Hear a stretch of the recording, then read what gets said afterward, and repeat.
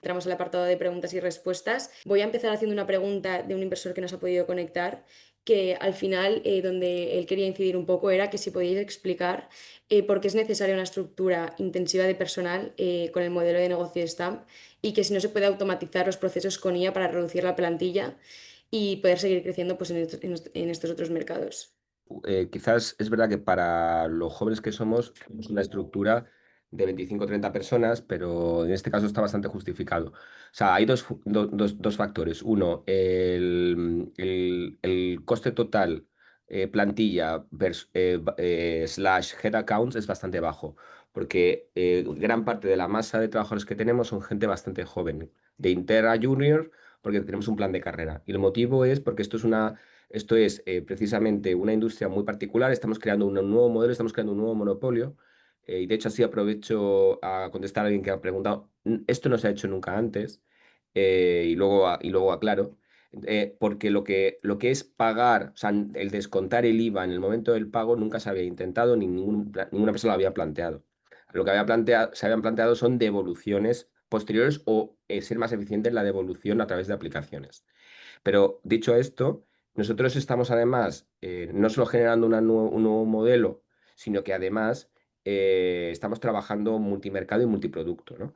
Debido a la fusión, y luego entraremos en esto, tenemos que atacar una parte de payment que tiene un conocimiento específico, tiene una parte de producto de transfer que tiene otro conocimiento específico y otra parte de plataformas de marketing que tiene otro conocimiento específico.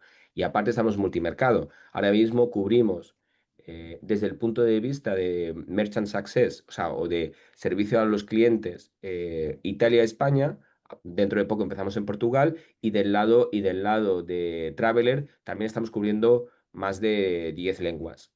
¿Y cuál es el rol de la IA? La IA ya tiene un rol muy importante dentro de esta. De hecho, multiplicamos muchos de los puestos de trabajo. Todo el equipo de tecnología, por ejemplo, tenemos un equivalente entre por 3 y por 5, desde el CTO que también pica código, hace código, hasta la persona más joven que tiene 1 año y medio de experiencia de full stack. Entonces, ahora mismo estamos trabajando con un por 3 por 5. De hecho, las nuevas personas que estamos empezando o que vamos a reclutar en el departamento de tecnología son muy senior porque podemos multiplicar ese factor. Desde el punto de vista de growth de negocio, exactamente igual. Tenemos uno o dos SDRs o personas que contactan tiendas que lo están haciendo apoyados también de agentes de IA y lo están haciendo multidioma, con lo que ya no depende. Pero sí es verdad que para los cierres de las operaciones esto no depende de optimizar en IA. Tienes que tener personas, account executive, que te cierren en italiano, personas que te cierren en catalán y personas que te cierren en castellano. Entonces, hacemos una combinación. Está claro que en nuestra proyección, si se analiza el business plan, nosotros tendremos un ratio de revenue slash head account muy óptimo, porque la estructura el año que viene en la que multiplicaríamos por 2 el revenue se queda prácticamente plana con una subida del 15-20% y la previsión es la misma, es crecer 10-15-20% de plantilla a la vez que estamos duplicando o triplicando los revenues año por año. Entonces, el revenue slash head account cambiaría. Y dicho esto, comparto con Matías la opinión de que nuestro servicio todavía es muy económico y de hecho es una de las palancas que tenemos estratégica para tocar cuando veamos o cuando creamos que es necesario, ¿no? Ahora creemos que hay que esperar un poco más, al menos un año más en tocar los precios, pero tendríamos una palanca donde el consumer seguiría estando dispuesto a pagar más. Lo que pasa es que ahora mismo tenemos un cliente nicho que es el cliente suizo o un cliente recurrente, que es el que estamos buscando, que es más sensible al precio y es nuestro mejor embajador. Y luego tenemos el otro, que es el chino, que aunque es sensible al precio, es mucho menos sensible que el suizo porque es menos recurrente. Entonces, tenemos que hacer una combinación de los dos. Cuando tengamos más balanceado el mix de nacionalidades, subiremos precios y entonces multiplicaríamos o podríamos multiplicar incluso más el revenue de lo que tenemos previsto en el business plan, porque no hay un efecto subida de precios en el modelo que tenemos. Luego aprovecho y voy a dejar a Joel porque le han hecho una pregunta para él y creo que para no contaminar y monopolizar las respuestas, voy a contestar algo muy rápido porque que, que termino de matizar de lo que ha contado, de lo que he contado antes. Miguel Medina pregunta que Amadeus, sí, Amadeus invirtió de millones de euros en una empresa llamada Refounded, que la fundó, que la fundó precisamente el que ha dicho una frase que decía Ojo Javi, ¿no? Que se enamora del problema y no de la solución. Uri Lavin. Lo que pasa es que la aproximación al negocio fue del tax refund. Ellos no eran una compañía de tax free.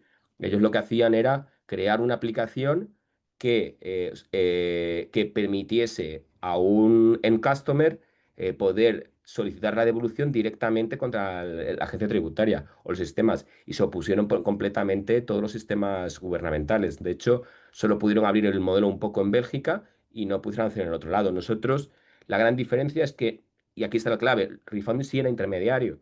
Nosotros no somos intermediarios, somos una plataforma, eso me lo ha dicho Javi antes, no dejamos de ser el tax down. Nos adaptamos a la regulación y el hecho de que la persona no pague el IVA antes no es ninguna cuestión regulatoria, ni es una cuestión, no es una cuestión de que o sea, financiero, que también es una cuestión sobre todo tecnológica, porque lo que nosotros estamos haciendo es virtualmente preadelantar la cantidad. Y eso también estaba con otra respuesta, otra pregunta que alguien preguntaba, que he leído antes, sobre por qué Europa no lo haría. Pues tan sencillo, porque el promotor el promotor del tax refund es Europa. Lo inventó y lo creó hace 40 años Francia y su mayor embajador se llama el VMH. Y todos sabemos el poder del VMH en Francia y sabemos el poder de Francia en Europa, el que no tiene España, precisamente. Entonces, es muy difícil, es decir, está muy protegido por los grandes grupos familiares de Francia y de Italia. De hecho, cuando se ha hecho una innovación en Europa ha venido siempre desde Francia, inicialmente, porque es el más interesado. No olvidemos que para un grupo de lujo, y esto yo cuando estaba en Louvre lo veíamos, y yo creo que Joel lo vería también cuando estaba en Planet, el tax refund puede representar más del 30% de su negocio mundial. Por tanto, Inglaterra y UK carecía de suficiente lobby o empresas que estuvieran interesadas en hacerlo, no escucharon, lo cancelaron y acabaron perjudicando a empresas inglesas que ellos creían que perjudicarían a empresas francesas. Y le salió al revés. De hecho, ahora mismo podéis buscar fácilmente, tanto en ChatGPT como en Google, cómo Harrods, Selfridge han roto un negocio. Se han cargado el negocio del lujo en Londres. De hecho, la gente ya ha dejado de viajar a Londres. Entonces, creo que la imprudencia de UK, por otro lado, la ha visto China como algo favorable, que ha aprobado el modelo hace poco, y otro que está incentivando es Japón, que está concentrando ahora mismo las compras de lujo. Y todo lo que ha perdido Londres se ha repartido entre Tokio, Dubái, y se está repartiendo a Madrid. Entonces, le dejo a Joel que conteste lo suyo y luego seguimos contestando. Sí, la respondí en el chat, Ah, pero mira. efectivamente cualquiera que trate de replicar a Stan, por ejemplo, Planet, el enfoque de Planet y de Global Blue ahora están peleándose bastante por la parte de payments. El modelo de tax free de ellos es muy distinto y dependen exclusivamente para costear todos los costos de eso del 40 o 60% del IVA, dependiendo del país, que ellos se quedan como comisión por hacer el refund. Es mucho más probable que compren, como han hecho con otros competidores más pequeños, que compren a empresas que les interesen en vez de replicarlas, porque no se pueden mover tan rápido. Tienen plataformas desde el año 1980 todavía activas, plataformas que a veces tienen un solo proveedor anual que les da servicio. Y bueno, han sido prisioneros de su propio éxito en los últimos años y con un crecimiento muy inorgánico. Ellos han crecido por adquisiciones. Joel, entonces aquí enlazo con otra de las preguntas que Abel también puede responder, que es ¿qué exit le veis a la empresa? Porque decías que es más probable que un Global Blue diga, oye, Me está... estás preguntando a mí, creo que, bueno, más para ver, que Ah, Global bueno, Planet han comprado bastante de la competencia pequeña, mm, sí, cómo no. claro. Pero aquí esto es más, creo que lo que estamos haciendo en Snap es mucho más amplio que solo lo que le interesa a Global Blue y Planet, así que se podría convertir en un muy buen player, pero no sé, a ver qué han pensado de exits, ¿no? En el plan de exits, por supuesto que en la hoja de ruta está un Global Bloom Planet, pero hay otras alternativas. Hay un Adyen, Adyen, Adyen o plataformas de pago se está posicionando como, o sea, empresas de pago se están queriendo casar con el tax free. Eh, de hecho, Shift4 compra Global Blue, una empresa de pagos de e-commerce, compra Global Blue. Planet compra una de pagos pequeña y la parte de pagos se está comiendo a Planet.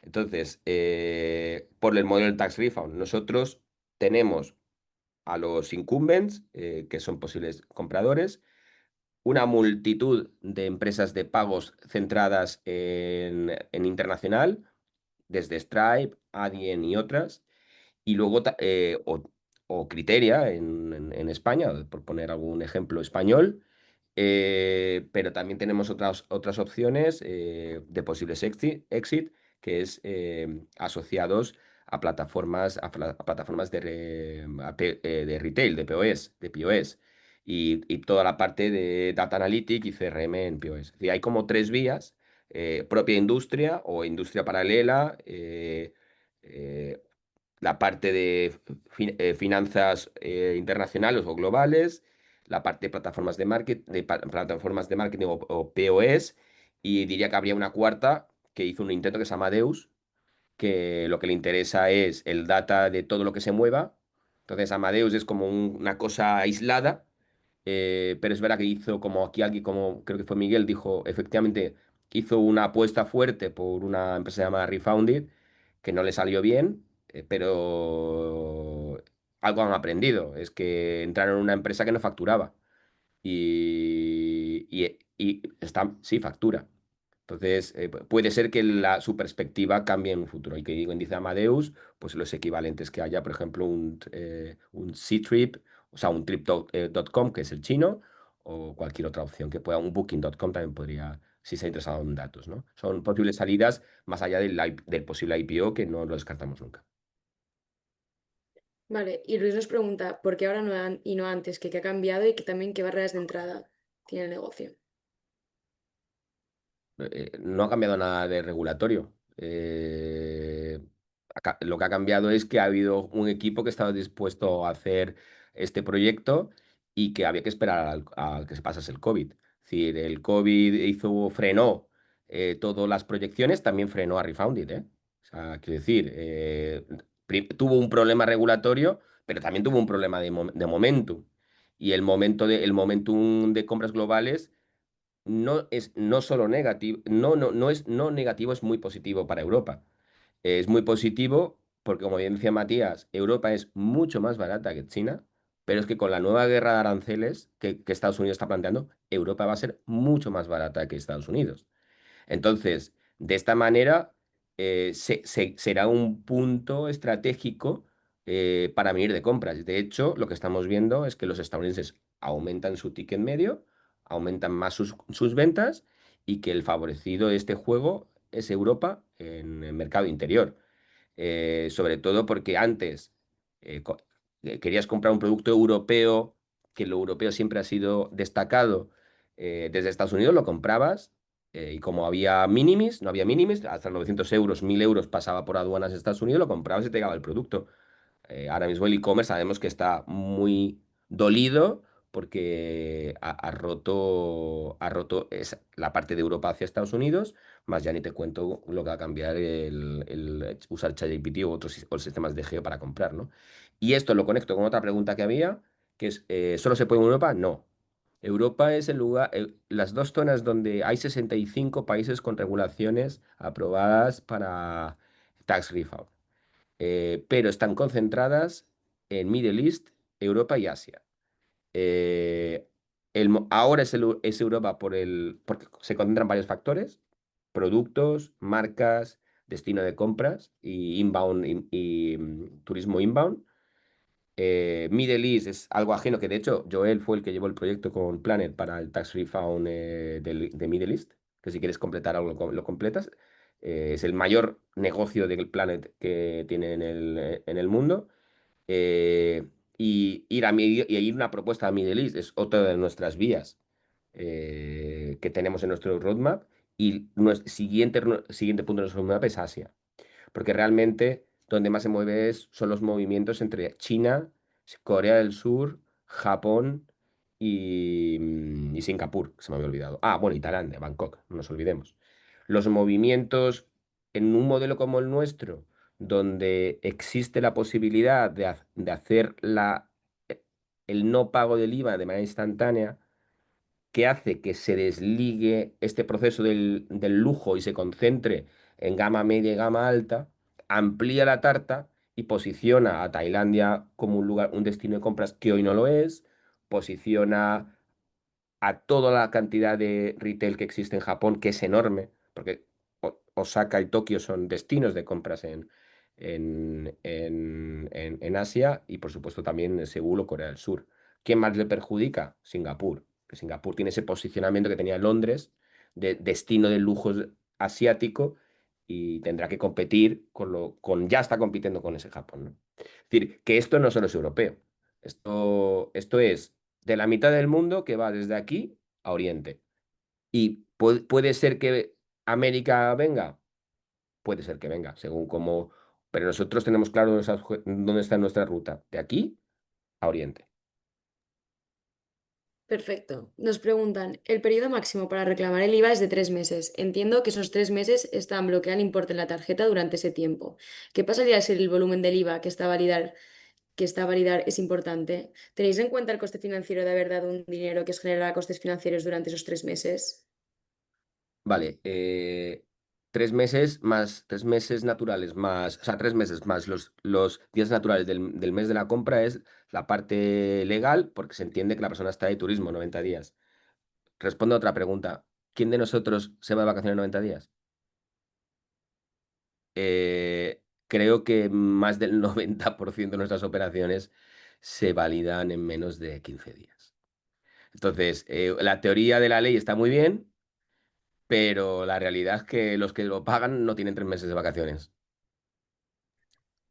Vale, perfecto. Y nos dicen, Sobre ¿qué todo canales? los asiáticos, perdona, que Claro. con los Sí. estadounidenses tienen menos de 10 días de 10 días de vacaciones al año. O sea que Europa somos el único continente donde tenemos un mes de vacaciones. Los asiáticos y los estadounidenses no tienen apenas vacaciones.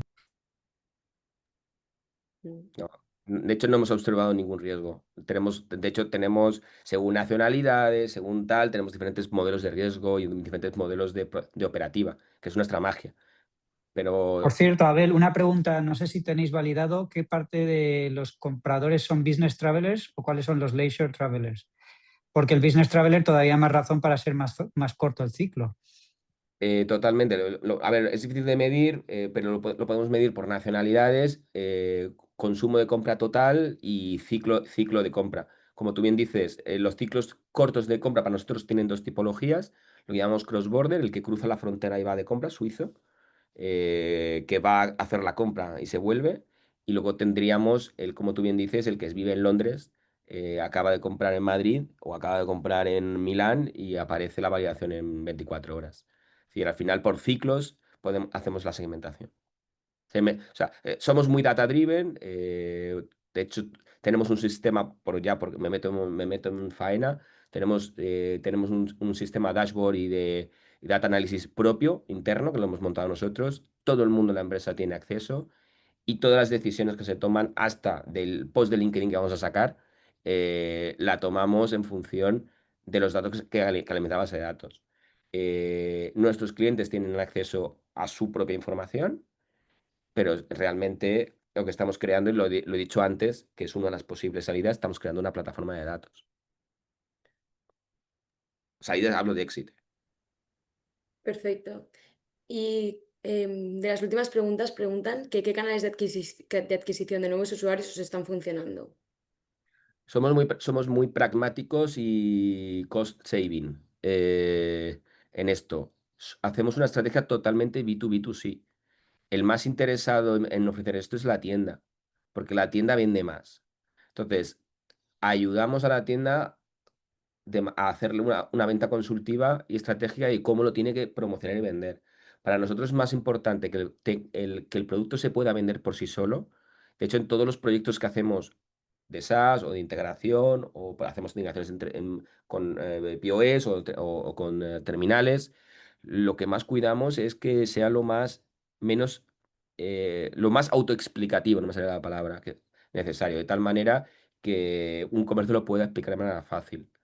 Luego, todas nuestras interacciones de un end consumer con la plataforma Stamp es muy intuitiva y multidiomática. Insisto en la parte multidiomática, que es muy importante, y tenemos la capacidad de serlo, porque gracias también a la IA y a la tecnología actual, tenemos la capacidad en real time de responder preguntas de muchísimos idiomas, ¿no? Incluso hacer interacciones para los onboarding. Y desde el punto de vista, y luego hay una tercera pata, que es que las plataformas de marketing que vendemos y que nos han comprado Barcelona u otras ciudades, también posicionan los puntos de venta donde están los productos, los servicios Stamp, con lo que también es una forma de adquirir. Estamos teniendo una estrategia bastante orgánica del descubrimiento del producto. Perfecto. Y para acabar, cerramos con la última pregunta de Luis, que nos pregunta que si hay riesgo de que el IVA que no ha pagado el cliente tenga que asumirlo Stamp. El riesgo, por eso somos una plataforma de detección de fraude. O sea, el riesgo es que si el cliente hace fraude eh, o, eh, o no le validan la operación, nosotros respondemos al merchant dándole el dinero para que se lo devuelva a Hacienda. Pero nosotros tenemos unos protocolos para rescatar el dinero. Y una de las cosas que hacemos es que cuando el cliente está registrado en la base de datos, tokenizamos la tarjeta o tenemos sus datos. Nada diferente que ocurriría en Klarna o un BNPL. ¿Hay un riesgo de que alguien no te pague la segunda o la tercera cuota? Pues claro que hay riesgo. Es nuestra habilidad el poder, depende de nosotros el minimizarlo. Y puedo decir que hablamos de pérdidas o un riesgo mínimo de un 0, muchos. O sea, es decir, no es insignificante.